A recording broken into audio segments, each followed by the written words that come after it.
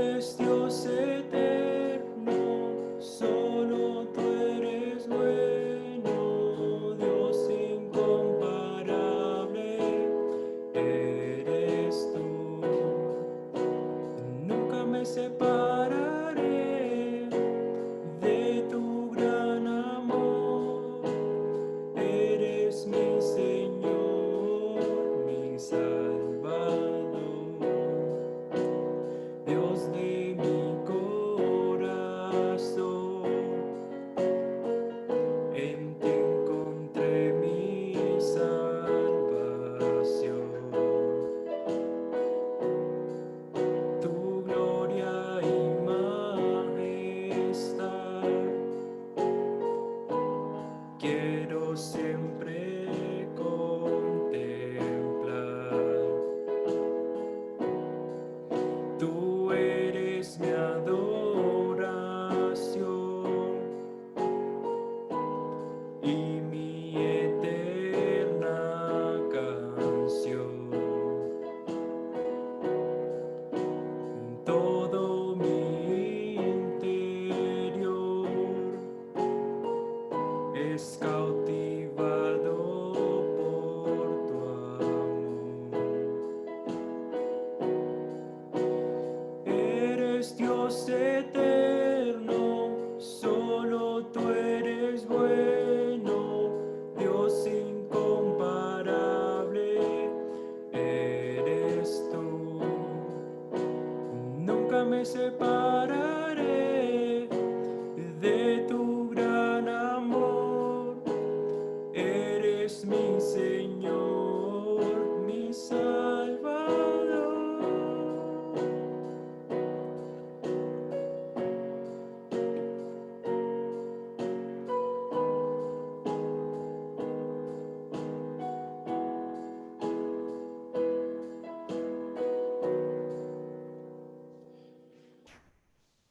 Mis hermanos, la siguiente canción que vamos a cantar es 247, en momentos así.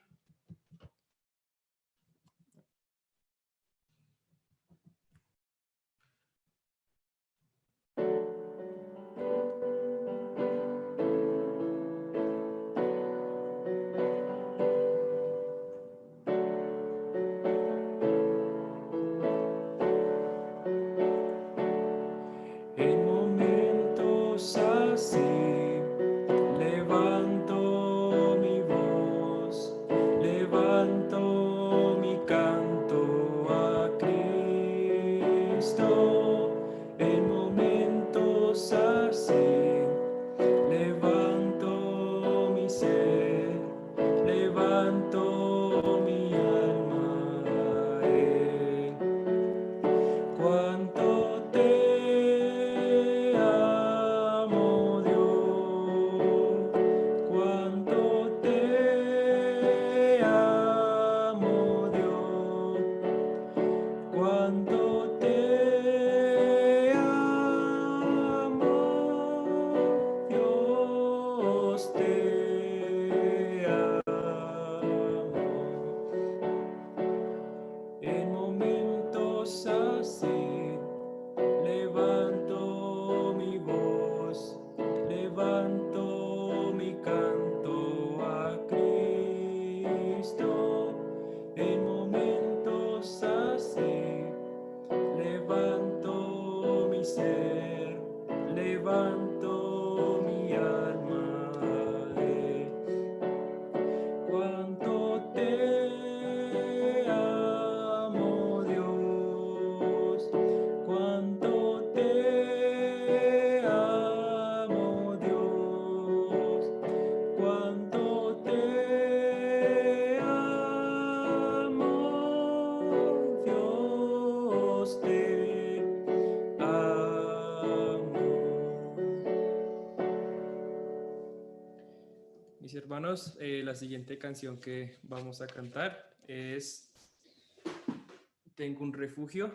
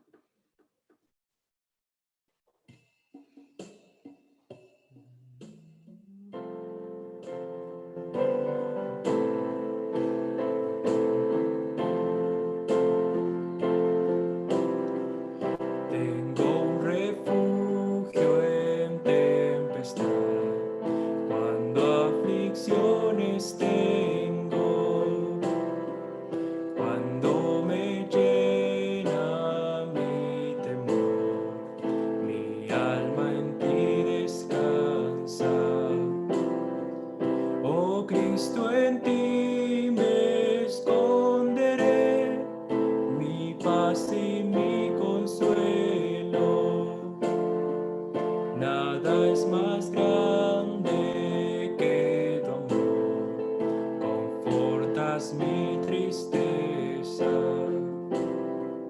Tengo un refugio en tempestad, si mi pecado acusa, culpable soy de mi maldad, tu gracia aún me acepta. Oh Cristo, en ti me esconderé, ya no soy condenado.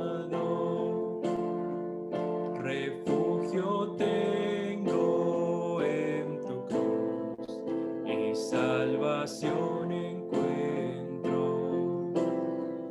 Tengo un refugio en tempestad, si temo a la tormenta.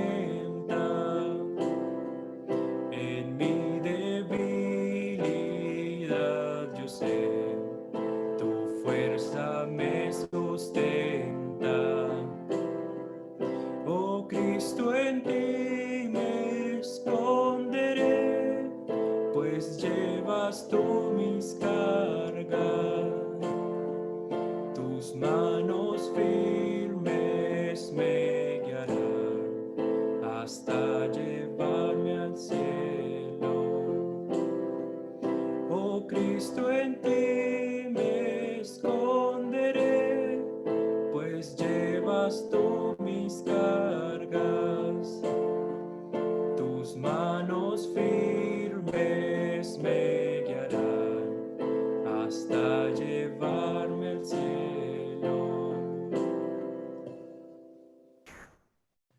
Buen Dios y Padre, gracias damos a ti por la bendición de tener un día más, una semana más que comenzamos. Gracias por el tiempo que nos permites de congregarnos, tal vez no físicamente, pero a través de todos estos medios digitales. Es, son tiempos de mucha angustia, Padre, pero en ti podemos, como lo cantamos ahorita, encontrar ese refugio en medio de la tormenta, Señor. Gracias por tu palabra, porque ella siempre es viva y es eficaz. Y pido tu ayuda, tu auxilio en esta mañana, sabiendo que tú hieras mis labios, prepararás mi corazón y el de mis hermanos, porque nos enfrentamos a tu palabra, la cual es nuestra consejera, nuestra guía, pero también quien nos confronta y quiere guiar nuestros caminos a lo que son tus planes, a lo que son tus propósitos, Señor. Oramos dándote a ti la gloria por siempre, en Cristo Jesús. Amén. Bueno, entonces vamos a continuar estudiando la carta y en sus pantallas vamos a tener una presentación de diapositivas que ustedes pueden observar también para destacar algunas cosas muy claves. Y quiero comenzar brindando un panorama muy general de eh, nos, lo que nosotros vemos allí en la carta de Hebreos. Entonces, el título para la enseñanza de hoy, comenzando el capítulo 4, es Hay descanso en Jesús. Hay descanso en Jesús y espero que podamos llegar a la palabra y entender cuál es ese descanso, cuál es ese reposo que nos da nuestro Señor Jesucristo. Entonces, esa es la meta para el estudio de hoy. Pero entonces saliste su Biblia, vamos a estar en Hebreos capítulo 4, versículos 1 al 5, pero antes déjenme brindarles un panorama. Entonces vamos a ir con la siguiente diapositiva. Entonces sabemos que el escritor es desconocido, pero el autor sabemos muy firmemente que es el Espíritu Santo.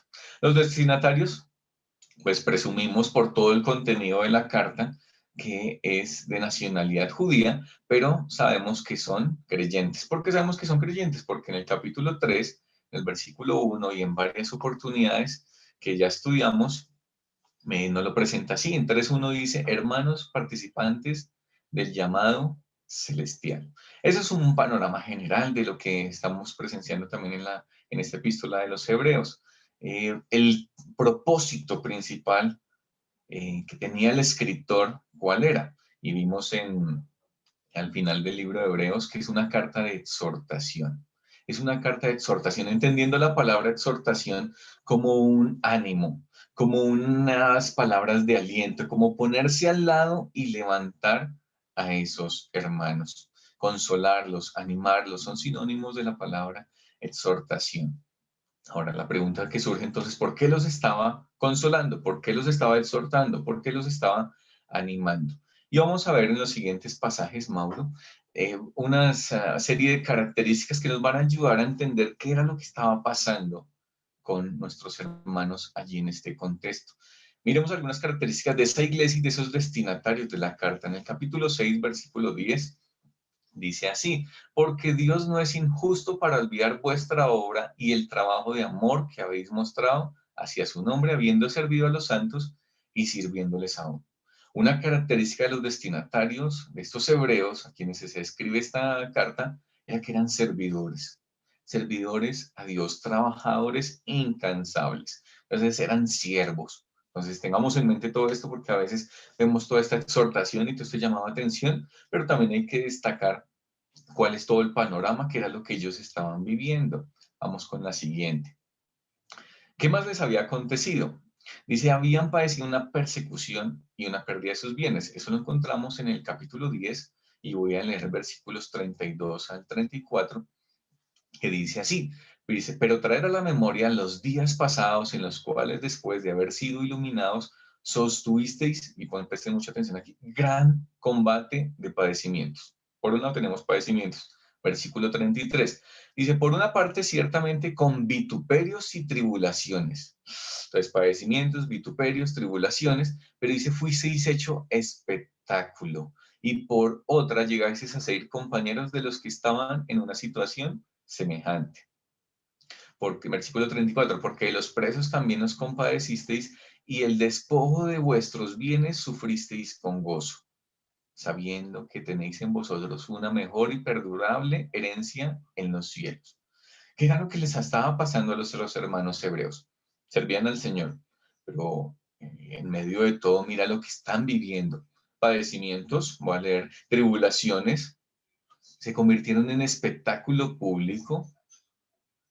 Y dice el versículo 34 que muchos estuvieron tal vez en prisión y se les despojó de sus bienes. ¿Cómo ellos enfrentaron todo esto? ¿Qué es lo que les dice el escritor? Les dice, ustedes lo sufrieron con gozo. ¿Y por qué lo podían sufrir con gozo? Sabiendo que hay una herencia mucho más perdurable, una mejor herencia allí en los cielos. Entonces, con esto en mente, ese es el parte del contexto que nosotros tenemos aquí y que nos brinda un panorama general de lo que estaba viviendo la iglesia para entender más o menos por qué estas exhortaciones que van a venir a continuación. Pues habían padecido persecución, pérdida de bienes y era una situación que humanamente sería muy, muy, muy compleja. De manera que el escritor quiere llamarles su atención porque ellos están en en que quieren devolverse, porque todo esto que estamos sufriendo por ser creyentes, por estar en Cristo, estábamos mejor atrás en el judaísmo. Entonces la situación de la iglesia, humanamente hablando, pues es bien difícil. Sufrimiento, padecimientos, persecuciones, pérdida de bienes. Ellos estaban perdiendo la mirada en el horizonte. Su esperanza no estaba anclada en quien debería ser esa base primordial, que es Cristo. Así que ellos ven una mejor alternativa de volverse en su fe, regresar a los sacrificios, a las ofrendas del pacto mosaico, perdiendo la mirada y perdiendo su norte. Es de esa manera que el escritor quiere enderezarlos, quiere llamar su atención, quiere animarlos, quiere levantarlos, quiere ponerse a su lado. ¿Cómo lo hace el escritor? Y es una cosa muy particular lo que hace este escritor, porque les empieza a hablar de Cristo, pero desde la perspectiva y desde una mirada hacia atrás, hacia ese pacto mosaico, hacia todo lo que tenían antes, hacia Moisés, los ángeles, el sistema de sacrificios, el sacerdocio, y todas esas miradas hacia atrás los lleva también hacia el norte. Les dice, mira, esto no es lo que ustedes se quieran devolver, pero Cristo es quien cumple, Cristo es quien es un mejor que lo que teníamos antes. Entonces, la invitación de este escritor es a levantarlos, a animarlos, pero de una manera muy particular. Miren a Cristo pero también miran hacia donde ustedes se quieren devolver. ¿Qué es mejor? Es mejor estar en Cristo. Entonces los lleva de esa manera. Cuando uno piensa en la exhortación, uno pensaría como, uy, ¿cómo sería lo natural? Y coger un papelito y mira, esta es una lista de todas las cosas que tienes que cambiar, todas las cosas que estás haciendo mal. Pero damos cuenta que también el escritor destaca algunas cosas y unas cualidades buenas de la iglesia. Estos hermanos que estaban sufriendo gran lucha de padecimientos, pero también les lleva y les enfoca hacia una mirada a Cristo. Por eso es que también uno de los versículos clave de esta carta a los hebreos es, puesto los ojos en Jesús, el autor y consumador de la fe. Entonces eso es lo que tenemos, eso es un breve panorama también de esta carta y contextualizando un poquitico lo que estaba sufriendo la iglesia y para entrarnos también en lo que va a ser el estudio. Pero también entendiendo este panorama, también hay algo para nosotros y podríamos pensar en una aplicación práctica para nuestros días. Tal vez en que no vamos a volvernos y a hacer sacrificios en el templo, ninguna de esas cosas, pero también podemos volver a prácticas vacías, a prácticas huecas, teniendo como excusa que, ay, no, pero es que en Cristo estamos sufriendo mucho y mira todas esas tribulaciones, estábamos mejor sin Cristo.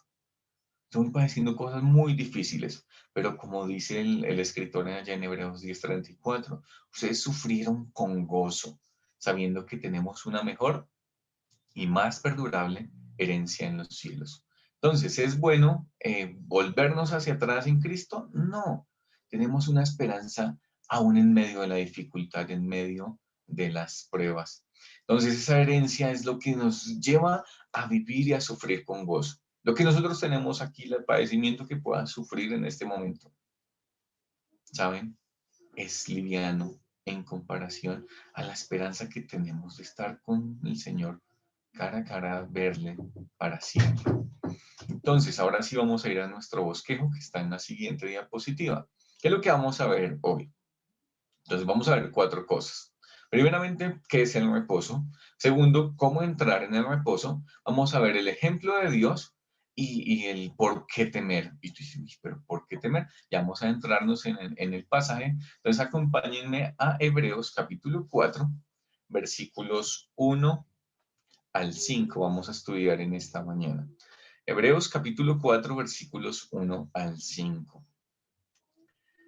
Dice así, temamos pues, no sea que permaneciendo aún la promesa de entrar en su reposo, alguno de vosotros parezca no haberlo alcanzado, porque también a nosotros se nos ha anunciado la buena nueva como a ellos, pero no les aprovechó a el oír la palabra por no ir acompañada de fe en los que la oyeron.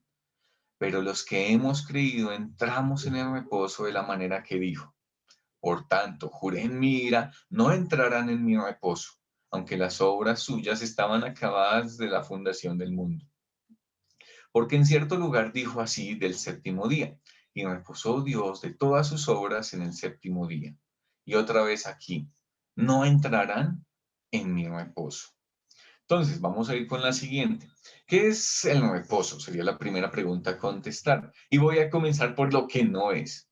Vamos a comenzar contestando la pregunta ¿qué es el reposo? Pero primeramente en sus pantallas van a ver lo que no es. Entonces, no estamos hablando de el reposo eterno, del estado de la eternidad en que algunos de nosotros, bueno, que nosotros estaremos. Porque no estamos hablando de eso, porque por falta de fe en lo que nos dice el versículo 1 y 2, dice que quedarían eternamente excluidos del cielo. O sea, el reposo que habla aquí este pasaje no está hablando de la eternidad. Otro segundo aspecto del reposo que no es, esto lo reitero, que no es un reposo mesiánico en cuanto a que todo judío fiel tendrá una herencia aquí en este planeta. Este no puede ser en reposo porque, bueno, sabemos que los receptores de esta carta no eran judíos por su religión, sino por su nacionalidad. Eran creyentes, eran cristianos hebreos y por ende miembros de la iglesia, de la esposa de Cristo. Y dentro de la iglesia sabemos que no hay distinción entre judío y gentil. Entonces, ya estamos ahí. Lo que no es, pero vamos a ver, obviamente, lo que sí es el reposo. Entonces, vamos a ir con la siguiente. ¿Qué es el verdadero reposo? Y presten mucha atención a esta expresión. Dice, es entrar a nuestra herencia de victoria y reposo por medio de la fe en Cristo, aún mientras continuamos viviendo en este mundo. Es entrar a nuestra herencia de victoria y reposo por medio de la fe en Cristo, aún mientras continuamos viviendo en este mundo. Eso es lo que nos expresa, y es a grandes rasgos, según muchos estudiosos, ese reposo. Pero vamos a ver algunos detallitos de ese reposo que encontramos en la misma palabra. En el versículo 1, ¿qué nos habla de reposo? Mire usted el versículo 1 y vamos a darnos cuenta que hay una palabra que siempre está vinculada al reposo, al descanso, y es la palabra entrar. Entrar. Es algo, vamos a hablar algunas cosas particulares del reposo. Entonces, algo que se entra, pero dice también el versículo 1, permaneciendo aún la promesa de entrar en su reposo. De manera que lo que entendemos es algo que se entra, pero es algo que le pertenece a quién. Ese su es un posesivo de Dios. Entonces, le pertenece a Dios y el versículo 1 nos dice, parezca no haberlo alcanzado. Entonces, entendemos que es que le pertenece a Dios, algo que Dios da, es algo que se alcanza y es algo que se entra. Eso es lo que entendemos así superficialmente mirando este pasaje en el versículo 1. Ahora, entendiendo eso, vamos a darnos cuenta cómo es que se entra en ese reposo. Entonces vamos a ir con la siguiente. ¿Cómo se entra a ese reposo? Y el pasaje es muy claro, yo no tengo que especular ni inventar muchas cosas, porque el versículo 3 en la parte A nos va a decir cómo se entra. Dice, pero los que hemos creído entramos en el reposo. Entonces, ¿cómo se entra al reposo? Creyendo. ¿Cómo lo hacemos? Ejerciendo fe en lo que Dios nos dice. Para entender esto, entonces tenemos que volvernos un poquitico en el panorama del ejemplo que está presentando el escritor, que es el pueblo en medio del desierto, después contextualizarlo a la iglesia, que son los destinatarios en ese momento, y asimismo brindar también una aplicación para nosotros. Entonces vamos a devolvernos un poquitico en lo que el pastor nos estuvo charlando la vez pasada, ese evento en el que ellos estuvieron provocando al Señor. Hubo muchos eventos allí en el libro de Números y en Éxodo, en el que provocaron a ir al Señor, lo provocaron a enojo. Y vamos a devolvernos en nuestro texto de Hebreos al capítulo 3 y vamos a leer los versículos 16 al 19 que están en la siguiente diapositiva, Mauro. Capítulo 3, versículos 16 al 19. Y quiero que prestemos mucha atención aquí. Dice, ¿quiénes fueron los que, habiendo oído, le provocaron? ¿No fueron todos los que salieron de Egipto por mano de Moisés? ¿Y con quiénes estuvo él disgustado 40 años? ¿No fue con los que pecaron, cuyos cuerpos cayeron en el desierto? ¿Y a quienes juró que no entrarían en su reposo, sino a aquellos que desobedecieron? Y vemos que no pudieron entrar a causa de incredulidad. ¿Cuál era el panorama de el pueblo en este contexto que nos menciona Hebreos capítulo 3? Pero también entendiendo a través de Éxodo y de Números, y era que Dios los había sacado con grandes maravillas de Egipto, con toda esta cantidad de plagas, pero la Biblia lo llama maravillas, es un término muy interesante. Los guió con una columna de nube y fuego. Les dio carne, les dio pan, les dio agua, les dio que su vestido no se desgastara. Pero también cuando llegan al monte Sinaí, les da su ley. Su presencia baja y quiere habitar en medio de ellos. ¿Cuál fue la respuesta del pueblo? Frente a todas esas cosas que Dios les estaba brindando, ¿sabes qué hicieron? Versículo 17, que lo tengo ahí subrayado, dice que pecaron. El versículo 18 dice que desobedecieron. Y el versículo 19 que dice que no pudieron entrar a causa de incredulidad. Entonces, tres cosas que tenemos aquí que son muy destacadas en este pasaje. Pecado, desobediencia e incredulidad. Están muy vinculadas entre sí. ¿Qué estaba haciendo el pueblo? No quiso creerle a Dios, viendo todas las maravillas que había hecho. Ahora vamos a la iglesia, a los destinatarios, que era lo que ellos estaban viviendo. Tristemente, el autor y el escritor, guiado por el Espíritu Santo, les hacen recordar este evento porque estaban siguiendo el mismo ejemplo de pecado, de desobediencia y de incredulidad. ¿En qué medida? En que ellos no estaban descansando en la promesa de Dios, en la eficacia del sacrificio de Cristo en la cruz, en el descanso que podían tener en la obra consumada de Cristo en la cruz. ¿Por qué? Porque ellos estaban queriendo devolverse. Y ese devolverse a los ritos, a los sacrificios, a las ofrendas, no les daba una seguridad de que sus pecados estaban siendo perdonados, sino que ellos sentían, no, tenemos que hacer otra cosa y devolvernos es lo mejor. Ellos no pudieron encontrar el reposo ni descansar, porque volver al judaísmo era apartarse del Dios, no acercarse a Dios. Ellos estaban queriendo volver a esos sacrificios porque sus pecados no se sentían perdonados, ellos no se sentían perdonados y esa acción de devolverse les estaba quitando el descanso, el reposo, porque no estaban confiando en la obra consumada de Cristo en la cruz. Hoy en día nosotros, ¿qué podríamos hacer? Podemos tener el mismo sentir de los destinatarios de la carta, aún del mismo pueblo allí en Éxodo y en Números. ¿Cómo podríamos tener eso al no estar descansando en las promesas de Dios, en la fidelidad de Dios y en lo que Él nos ha dicho? Podríamos estar dudando por completo de nuestra salvación. Y pensamos que aunque, no, sí, pues yo creo en Cristo y está bien, pero no, necesito que Dios me acepte. Esa incredulidad que vamos a ver en la siguiente, Mauro, es que ellos tal vez no se estaban volviendo nosotros no nos estamos volviendo al templo a hacer sacrificios, pero sí mostramos nuestra incredulidad cuando llevamos una pesadísima carga sobre nosotros. No sé si han visto la película eh, ¿cómo se llama esta película que nos recomendó María? De El Peregrino, que lleva una pesada carga y se va acercando a una montaña y al final está la cruz de Cristo y esa pesada carga se cae de sus hombros. El progreso del peregrino se llama la película. Esa pesadísima carga que nosotros podemos llevar. ¿Será que hoy sí soy salvo? ¿Será que al final de estos días, será que sí soy salvo? ¿Creen que el Señor los salvó, pero que necesitamos vivir una manera digna de la salvación? Y si dependemos de esa salvación, de esa vivir digno, ¿cuándo será que nosotros nos quitamos esa carga? Porque estamos creyendo que para ser salvos es que necesitamos llevar una vida digna y no estamos descansando en el sacrificio que hizo Cristo en la cruz por nosotros. Llevamos esa carga hasta el final de, uy, no, estoy viviendo indignamente, que no sé. No estamos descansando en la obra de Cristo. Ese reposo no se nos quita porque no sabemos si hemos vivido tan dignamente para merecer la salvación y el cielo. El reposo se nos quita cuando llevamos esa pesada carga de tengo que vivir dignamente, pero llega el punto, uy, ¿será que sí estoy viviendo dignamente hoy? Uy, no, y entonces siento, tal vez nos llega a nuestra mente, uy, estoy perdiendo la salvación, pero estoy viviendo indignamente para merecer esa salvación.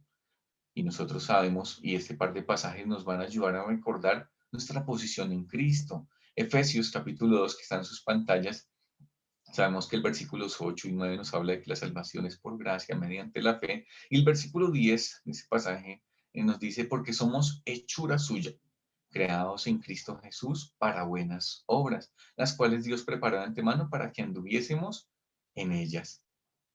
Ahora, no quiero decir con esto entonces que no tenemos que vivir una vida agradable. No, no se trata de que tenemos que hacer un cambio en nuestra mente, un cambio de chip. Antes decíamos, tenemos que agradar a Dios y tenemos que hacer una cantidad de cosas para querer agradar a Dios. Pero ahora, si hemos confiado en Cristo, ya Cristo le agrada. Ya Cristo agradó al Padre. Por lo tanto, si yo estoy en Cristo, ahora le soy agradable. Y ahora que le soy agradable, puedo hacer buenas obras. Ahora que le soy agradable, puedo andar dignamente. ¿Pero por qué le soy agradable? Porque estoy en Cristo, porque Cristo es mi posición más grande y sublime que podamos tener. Todo eso lo ganamos en Cristo.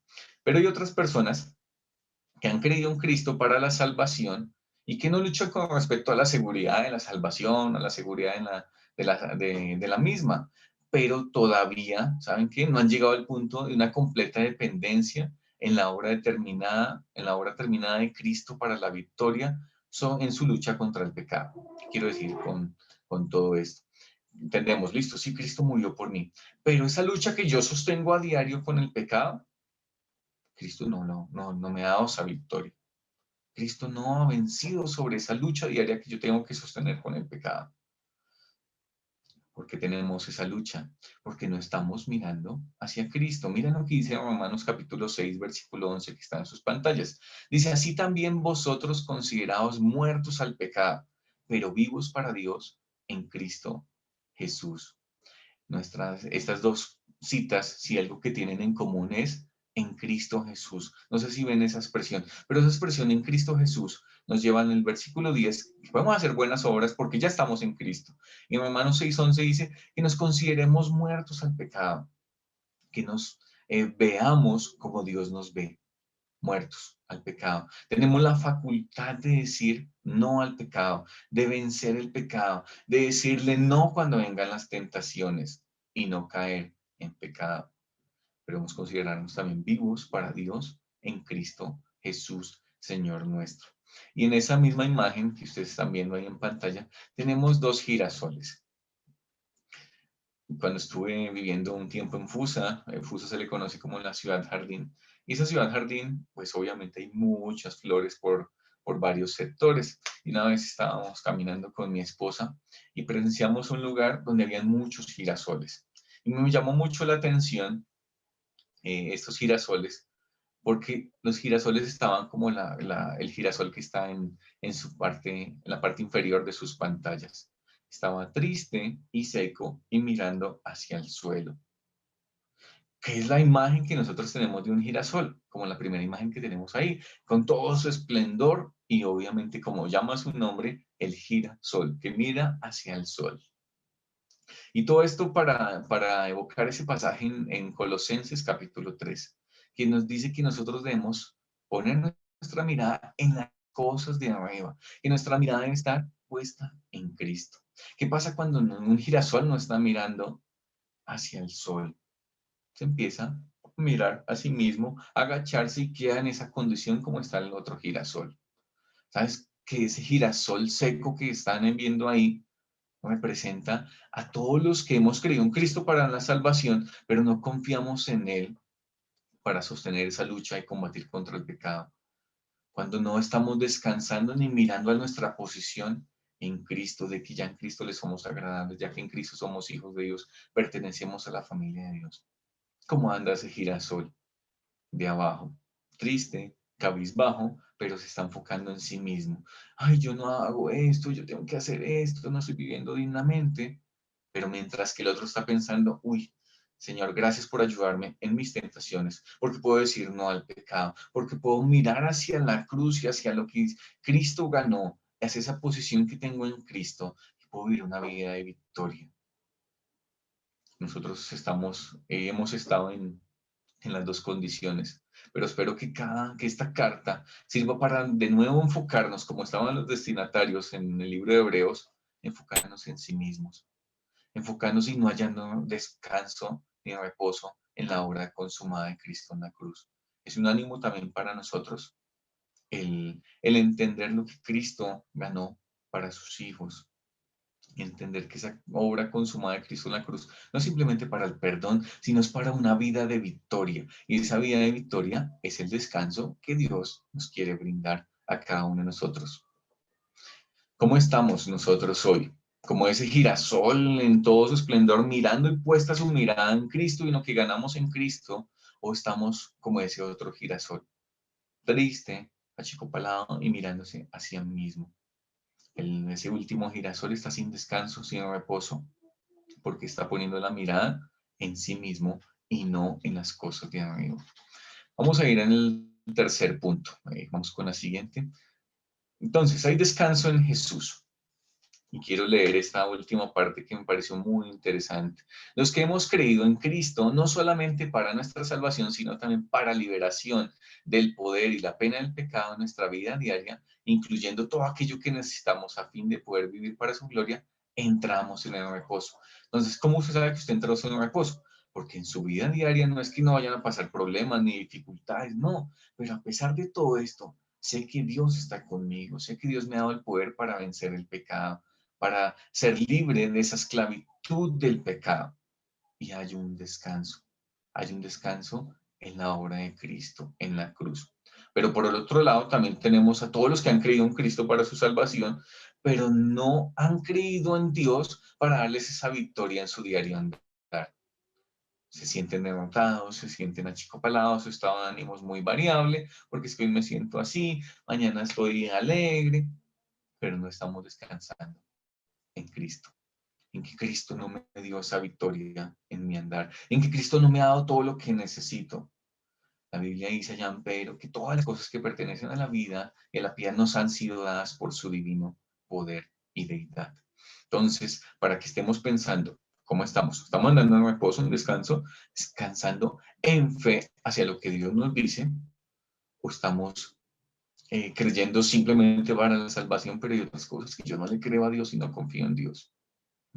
Vamos a ir con la siguiente, que vamos a ver el ejemplo de Dios. Y el ejemplo de Dios está allí en versículo 3 y versículo 4. Vamos a Hebreos, capítulo 4. Hebreos, capítulo 4, versículo 3. Dice, pero los que hemos creído entramos en el reposo de la manera que dijo. Por tanto, juré en mi ira, no entrarán en mi reposo, aunque las obras suyas estaban acabadas desde la fundación del mundo. Porque en cierto lugar dijo así, del séptimo día, y reposó Dios de todas sus obras en el séptimo día. Y mira que si ya no es grande lo que Dios nos está diciendo acerca del reposo, acerca de cómo entramos en él creyendo, Dios nos va a dar una cosa adicional. Y esa garantía adicional, ¿sabes qué es? El ejemplo de él mismo. ¿Por qué existe el séptimo día? ¿Por qué existen las semanas? Porque Dios nos dejó un ejemplo. 6 días de creación y un día de descanso.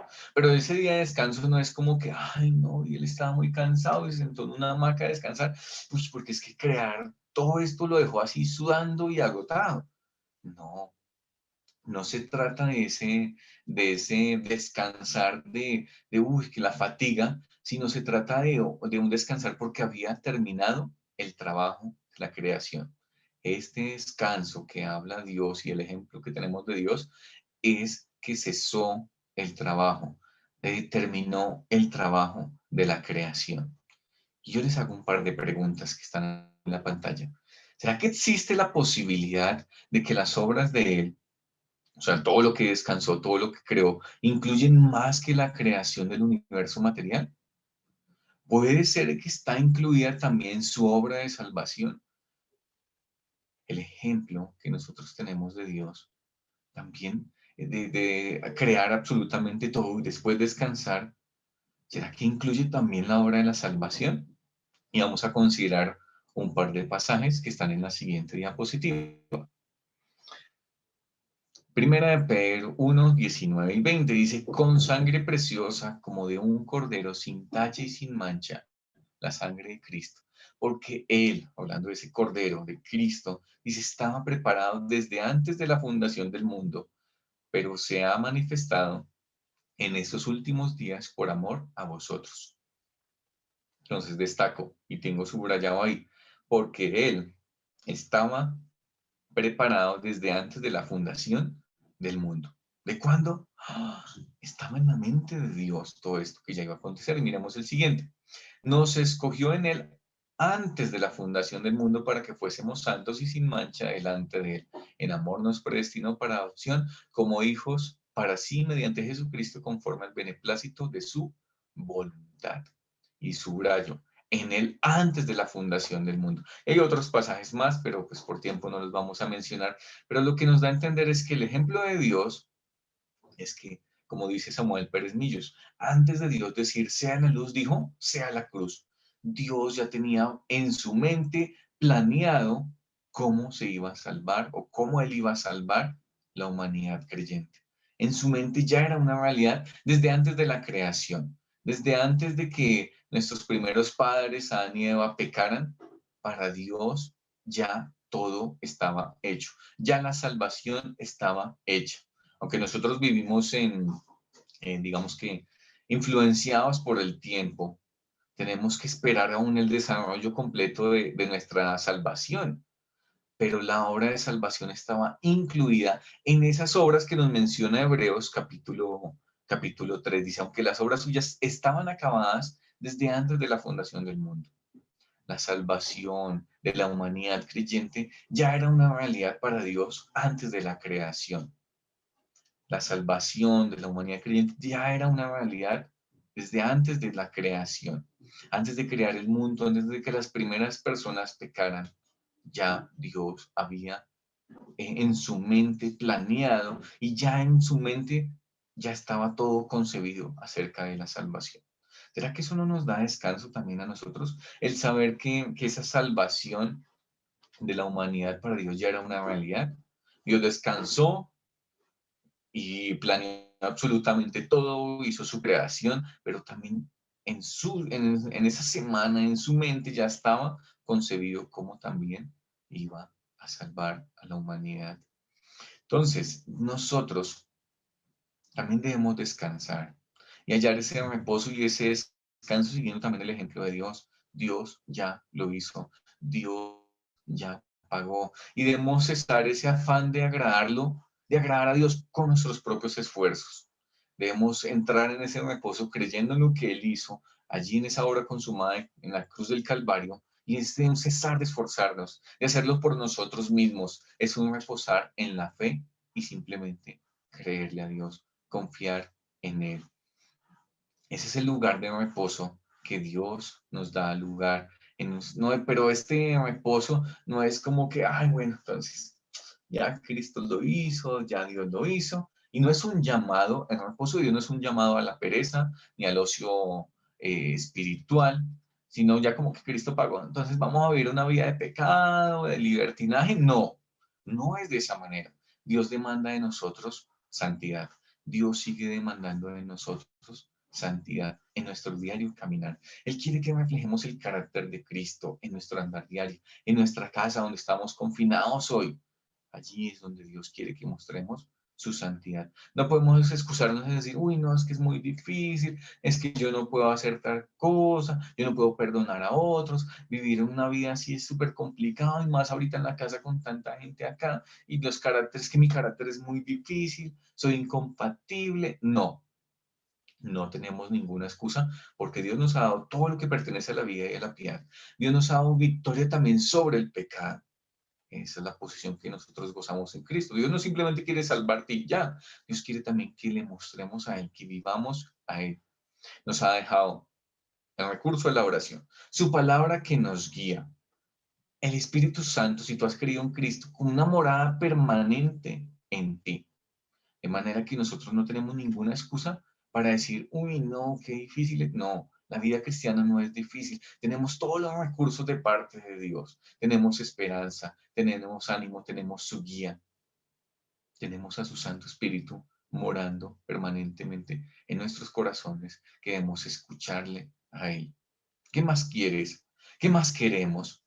El pueblo de Israel también tenía una gran oportunidad de entrar en Canaán. Y le prometió entrar en esa tierra que fluye leche y miel. Y efectivamente era muy próspera. Pero también Dios prometió vencer a sus enemigos. Y cuando los dos espías salen y van a conocer toda esta Canaán, que se dan cuenta, no, hay ciudades amuralladas, hay gigantes, ahí están los descendientes de Anak, nosotros nos vemos como langostas. Pero muchos de estos espías, 10, decidieron no confiar en la fidelidad de Dios. Hasta ese momento Dios los había guiado, sustentado, cuidado, su presencia estaba en medio de ellos, les había dado su ley, los había sacado Dios con grandes maravillas, pero ellos no confiaron en la fidelidad de Dios. Pero nosotros también podemos ver esos gigantes. Este pecado es muy grande. Dios no, Cristo no es suficiente para vencer, que yo pueda vencer esa tentación. Cristo no es suficiente para que yo pueda andar en victoria. Podemos también seguir el mismo ejemplo de los destinatarios y del pueblo. Y el pueblo estuvo angustiado allí en ese desierto y no, y ahora, y después del informe de los 10 espías, y ahora qué va a pasar con nuestros hijos, ellos son los que van a sufrir, porque Dios nos trajo a este mundo aquí a morir de hambre, como muchas oportunidades se quejaron. Pero saben, Dios les escuchó. Y esos hijos, por los cuales ellos sí se preocupaban tanto, fueron los que entraron en Canaán, como lo vimos hace 8 días. Ahora, ¿cómo está nuestro corazón? ¿Cómo estamos nosotros hoy? ¿Estamos perturbados, afanados? ¿No tenemos descanso? ¿No estamos en ese reposo? Si es así que estamos en esa condición hoy, es momento de mirar a Cristo, a mirar su obra allí en la cruz, lo que nos dice Él y confiar en sus promesas, confiar en lo que Él nos ha dejado. Podemos vivir una vida cargada, una vida cristiana cargada con fatiga, sin descanso, pero también es un momento para enfocarnos en Dios y en quién es Él, enfocarnos en su fidelidad y no dudar de Él, no dudar de su fidelidad, porque Dios siempre cumple lo que promete. Son momentos difíciles los que estamos viviendo y estaremos viviendo tal vez muchos momentos más crudos que esto, pero en la sociedad hay mucha incertidumbre.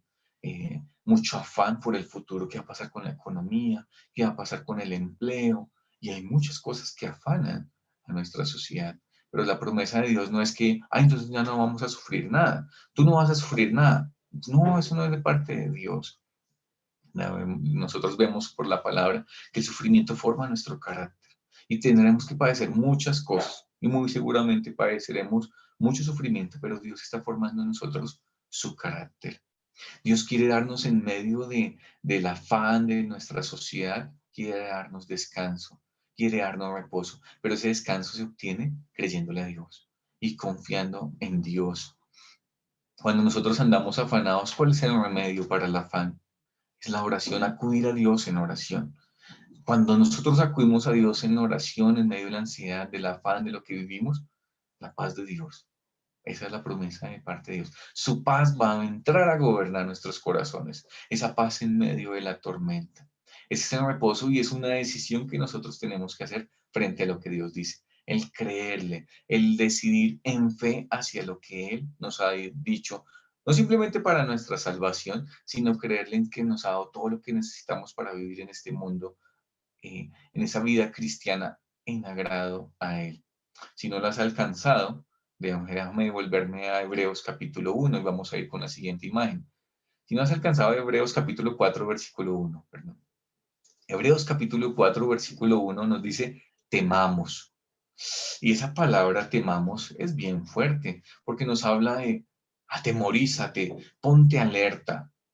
¿Y por qué debemos temer? ¿Por qué debemos ponernos alerta? Dice, pues no sea, le estoy leyendo Hebreos capítulo 4, versículo 1, dice, pues no sea que permaneciendo aún la promesa de entrar en su reposo, alguno de vosotros parezca no haberlo alcanzado.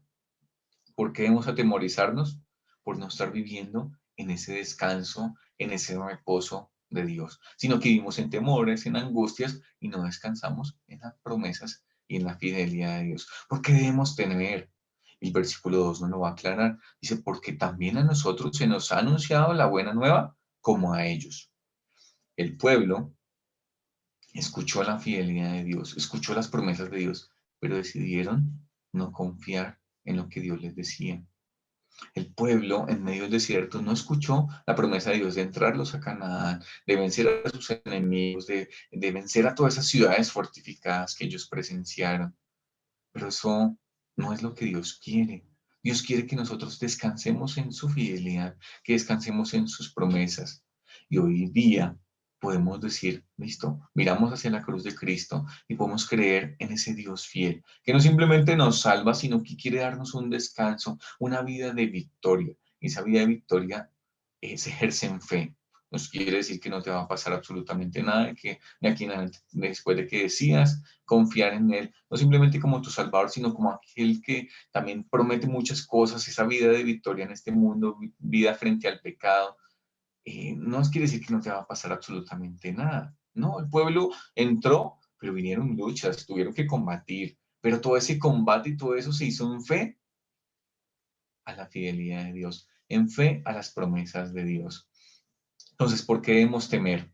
Porque no estamos en ese reposo, porque no estamos sino simplemente escuchando, pero no estamos confiando en Él y estamos fuera de su voluntad. Temamos porque no hallamos descanso en la suficiencia del sacrificio de Cristo en la cruz.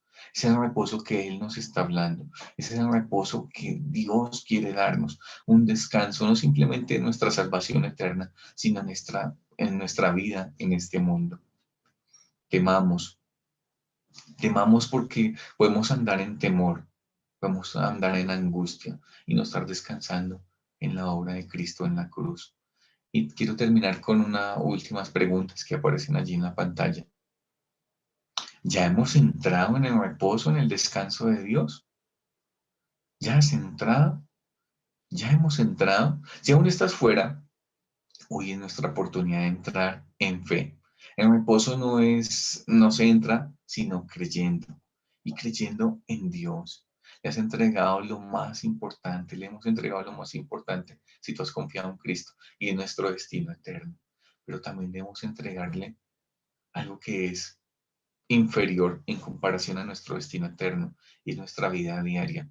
Él nos ha dado todo lo que pertenece a la vida y la piedad, nos ha dado victoria sobre el pecado. Quiere que vivamos una vida de agradarle a Él, pero por lo que estamos en Cristo.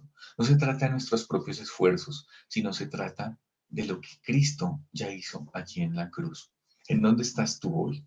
¿Has entrado en el reposo de Dios o estás aún fuera? Si estás aún fuera, es oportunidad hoy de entrar en ese descanso.